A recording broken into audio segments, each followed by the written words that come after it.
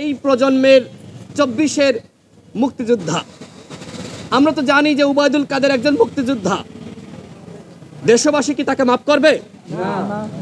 আপনি জুলাই অভ্যুত্থানে ভূমিকা রেখেছেন, আর এই কারণে আপনি যে কোনো অন্যায় করবেন, অপরাধ করবেন, সেটিকে মাফ করে দিতে হবে, এটি কোনোভাবেই গ্রহণযোগ্য না।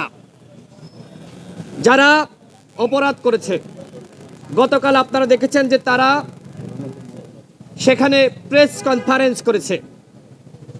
তাদের বক্তব্য ইতিমধ্যে হাসান আল মামুন বলেছেন যে অত্যন্ত ঔদ্ধত্যপূর্ণ বক্তব্য তারা রেখেছেন। সন্ত্রাসীদের মতন এত বড় ক্ষমতা ওরা কিভাবে পেল? অপরাধ করার পরেও সাংবাদিক সম্মেলন, একজন অপরাধী এবং একই সাথে মামলার এজাহারভুক্ত আসামি, তিনি কি সাংবাদিক সম্মেলন করতে পারেন? না। এই সাহসিকতা সে কোথায় পেল?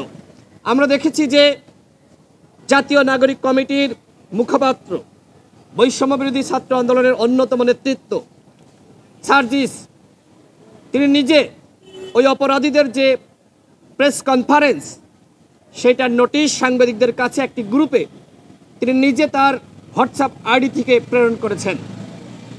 কেন, কি কারণে? ওই অপরাধীদের সাথে আপনার সম্পর্ক কি, সেটি আমরা জানতে চাই।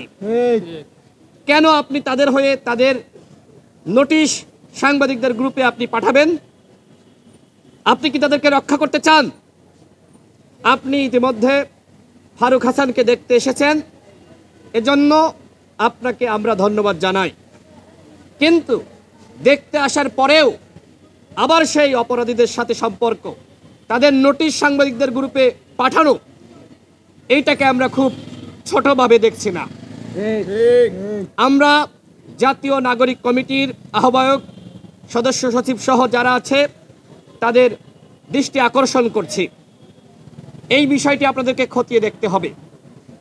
এই ঘটনায় সার্জিসের প্রত্যক্ষ এবং পরোক্ষ কোনো ইন্ধন আছে কিনা সেটি আমরা তদন্ত সাপেক্ষে জানতে চাই, এবং সেই তদন্ত করার দায়িত্ব জাতীয় নাগরিক কমিটি।